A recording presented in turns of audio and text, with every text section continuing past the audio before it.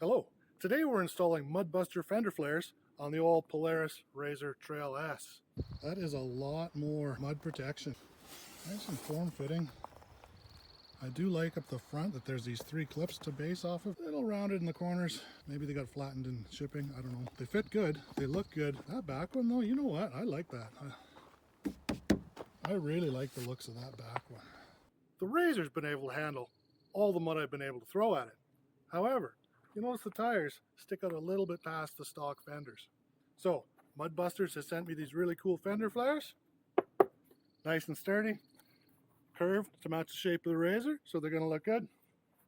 They're going to do something like that, and they're going to stick out to the width of the tires, and they should keep all the mud and water flame down to a minimum.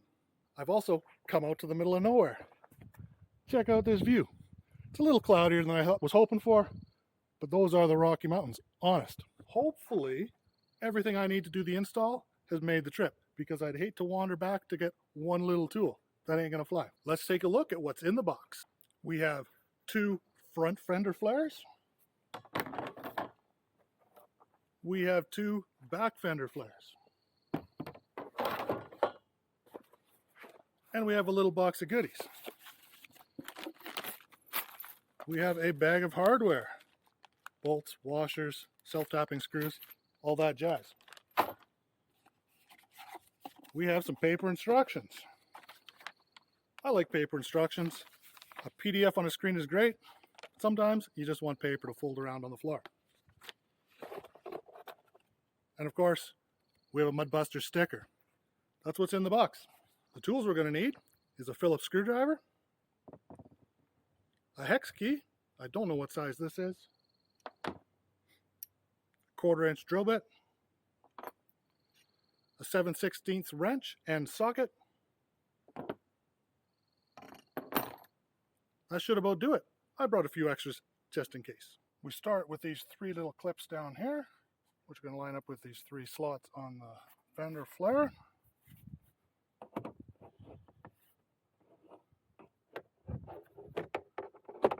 That gets us in basically the right spot. Press everything up into the creases, and that looks like it's pretty good. I'm also going to start doing my screws down here and work up.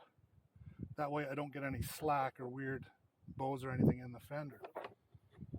And I brought a couple of clamps because I don't have a second person here to hold these things in place for me. Up front, we're using the self-tapping screws. And what I'm going to do is I'm going to put my first set of screws up on the inside, make sure everything's good. And then if there's any gaps on the outside, I'll put a second set up here. It's going to push and close any gaps I might have. One other thing you're going to want to be careful of with these self-tapping screws, they're going into the fender, the stock fenders, which are kind of like this, hollow pieces of plastic. So if you get too close to the edge where it's thin, you might punch that screw right out the top. Bad move. You don't want to do that. Should be okay on this first round because I'm going to be way back here.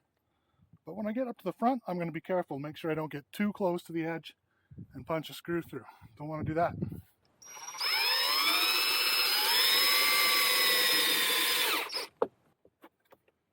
And as I'm going, I'm going to keep pushing this thing into place, into all the creases, in the bends, and just make sure it's in a good spot every time I put in a screw.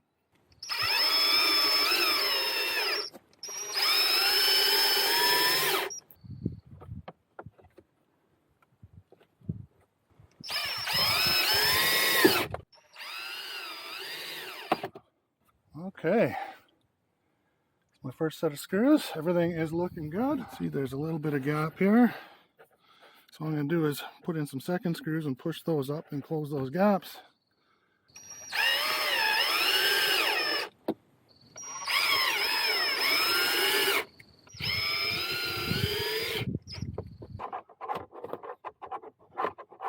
This one's been a bit finicky.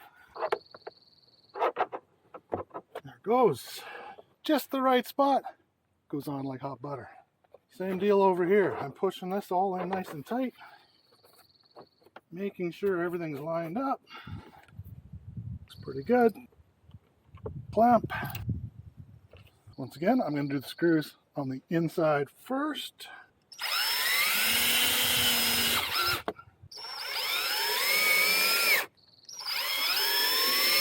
And of all the spots you want to be the most careful, I have a feeling this spot right up here, that's the sharpest bend. It's the most chance for it to get out of alignment, so take your time on this one. Make sure you're comfortable with where everything is at.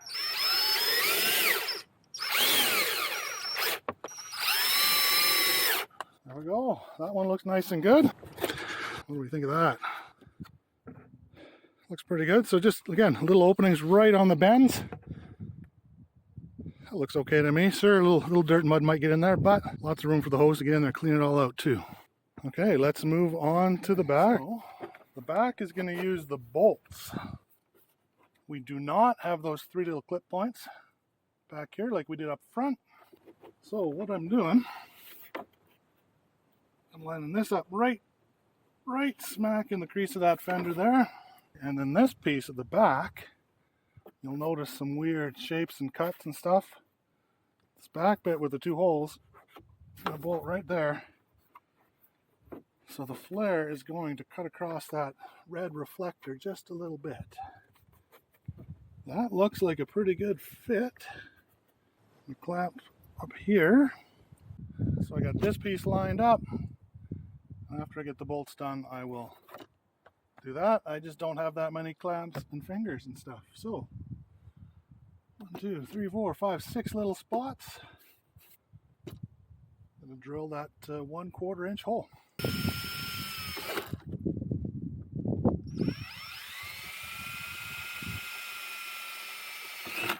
I'm only going to drill the first 2 holes in case I need to make any shimming and adjustments here. I'm going to make sure I have a washer on the bolt. And again, a washer on the other side before I put that nut on. And these bolts have a nice little hex key on this side, which makes for a nice clean look, I suppose. It's nicer than having a big bolt head sticking out on this side of your fender. Try not to drop my tools in the dirt.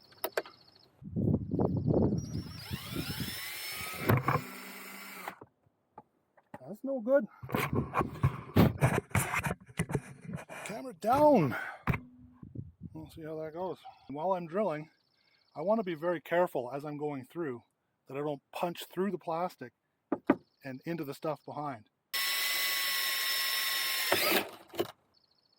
And these ones down here, there's a lot of movement in there. So I was holding that in place, because if I just pushed on the drill, it'll flex and my hole will probably slide out into slightly the wrong spot. I don't appear to have that problem up top. There we go. Again, a washer on the nut. Again on the back side.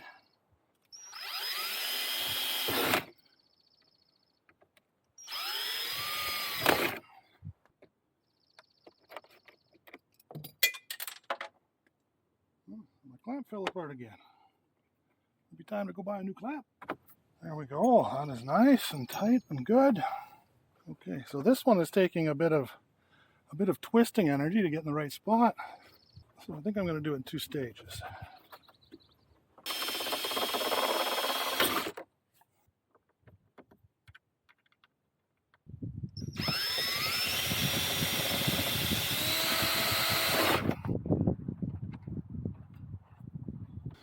So once again, I'm going to line this up right here, along here. I'm going to do these bolts first, and then I'm going to come back and do that.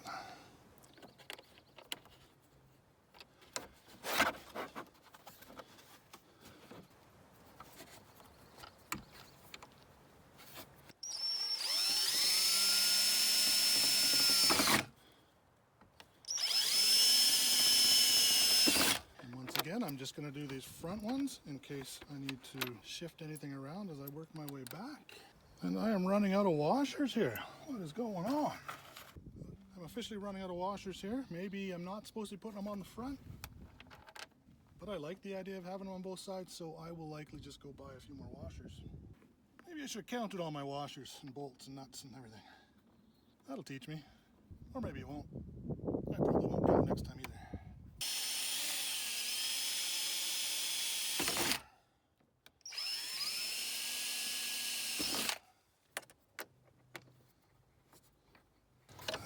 That off.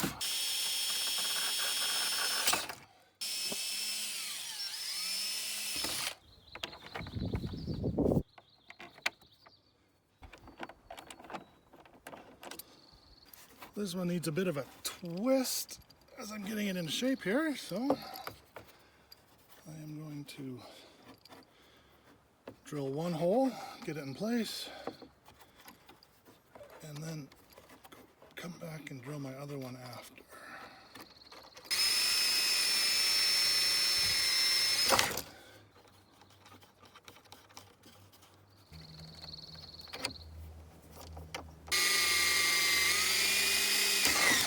Okay, last bolt.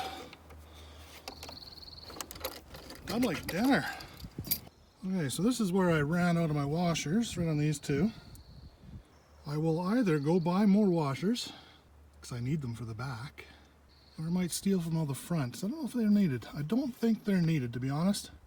And I kind of like the look like that compared to that. What do you think? That definitely looks cleaner. I think it has the surface area. Future Mike here. Turns out if I'd have read the instructions properly, I was only supposed to use the washers on those back 2 bolts, not the front 6 bolts. Apparently those bolts have enough surface area on the front to hold everything in place. But on the back, maybe a little extra torque with the distance in the mud. So if I'd have read the instructions properly, I would not have run out of washers. Look at these things down the side. That is a lot more mud protection, like you can see with the stock fenders. Mud flies, and I can tell you, mud flies. That's good. I like that. Nice and form fitting. Those are good. Front doesn't fit quite as snug, but that's pretty good. It's a lot of bends. I do like up the front that there's these 3 clips to base off of. That gives me a lot of confidence I'm in the right spot. That too, look at look at all that extra protection. Next time I get in the mud, this is going to be way better. I'm not going to have nearly the mud flying into the cabin. That looks slick. I really like that back one. Let's check the other side.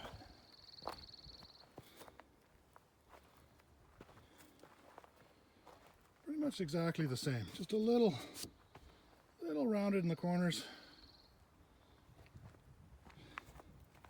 Maybe they got flattened in shipping. I don't know. But they fit good. They look good. That back one though, you know what? I like that. I really like the looks of that back one. I think the guys at Mudbusters nailed this one for sure. I like that. You can almost have lunch on that thing.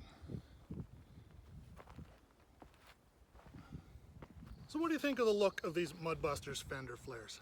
Leave a comment down below. I think they look pretty slick. I think they look pretty sturdy. I guess only time will tell when I'm in the mud and the water, but I think they're going to work just fine. All in, I think that took me about an hour, hour and a half. Forgot to check exactly when I started. But let's face it, I'm out in the wilderness. I probably could have done this faster at home in a shop. If you liked the video, rev up the like button. If you want to see more beautiful British Columbia scenery, come on out for another ride.